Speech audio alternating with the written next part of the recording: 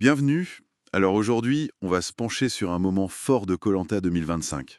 Ah oui, l'élimination de Jérôme. Exactement. Juste avant la finale. Sur l'épreuve d'orientation. C'était assez brutal. Oui. Et on a sa réaction à chaud grâce à l'interview qu'il a donnée à voici.fr. Voilà.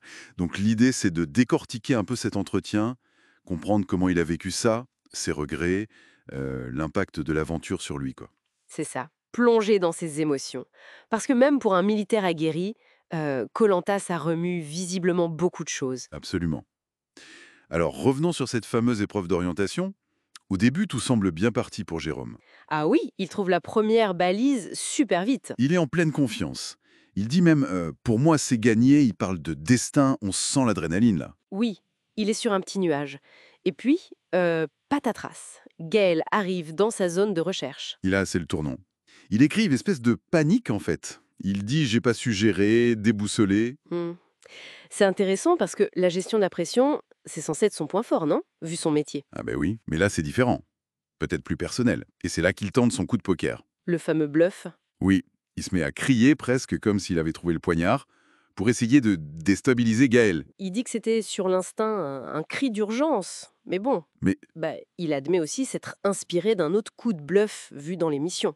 Donc, instinctif, oui, mais peut-être pas que ça. C'était quand même une tentative de stratégie, même si désespérée. et ça n'a pas marché. Non. Et cet échec-là, ça a l'air de le travailler. Il se demande s'il aurait dû chercher le poignard direct, il refait le match. Le regret semble porter moins sur la défaite elle-même que sur comment elle est arrivée avec ce bluff raté. Et l'élimination en soi, le choc est réel.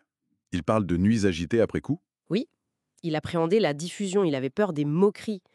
C'est fort comme réaction. Il utilise des mots comme «je l'ai pris en plein cœur», «j'ai du mal à m'en remettre», «ça me fait encore mal dormir». Ça marque visiblement. Ce qui est frappant, c'est le lien avec son identité de militaire.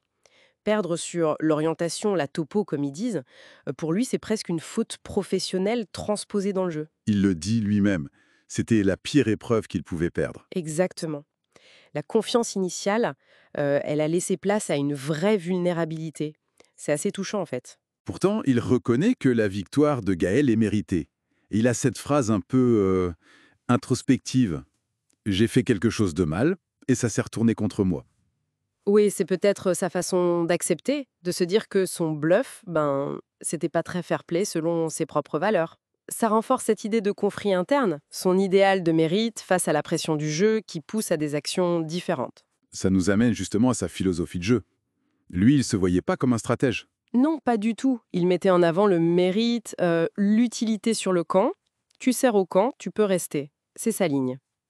Il dit même qu'il n'avait pas regardé les saisons récentes pour arriver brut, naturellement. Mais est-ce que c'était réaliste, cette approche, dans le Koh-Lanta d'aujourd'hui? Mais quand on voit sa réaction au bluff de l'autre Jérôme et de Claire, Ah oui, oui. Il était surpris, déçu. J'ai plongé comme tout le monde, ça a foutu les boules. Ça montre bien le décalage. Il découvre un peu tard que la stratégie, même si ça le dérange, ça fait partie du jeu. son refus de la stratégie s'est un peu cogné à la réalité de l'aventure, quoi, hein. C'est ça. Mais alors, pourquoi il s'est lancé là-dedans, en fait? Il y a le défi lancé par sa fille, c'est mignon, mais aussi une vraie curiosité, je crois. Sur la dureté de la survie? Oui, le manque de bouffe, les conditions réelles, il voulait savoir si c'était du chiquet ou pas. Et se tester lui-même, voir s'il était capable de le gérer. Et son verdict? Il confirme, c'est dur, la fin est bien là, ce n'est pas truqué. C'était important pour lui de le vérifier. Au final, quel bilan il tire de cette aventure? Il dit pas de révolution personnelle. Non, mais des apprentissages quand même, la patience, mieux gérer la faim. Et puis, surtout, les liens humains. Ah oui, il parle de Noémie, de Maël, des liens forts créés là-bas et qui durent après. C'est souvent ça qui ressort, au-delà du jeu. Et c'est intéressant, malgré la difficulté, la récup physique et mentale qui prend 3 mois, dit-il, Il repartirait demain? tête baissée, il dit. Ça montre bien l'attraction de koh cette intensité qui marque même dans la défaite. Oui, c'est clair. Son parcours, ça illustre bien cette tension permanente dans le jeu.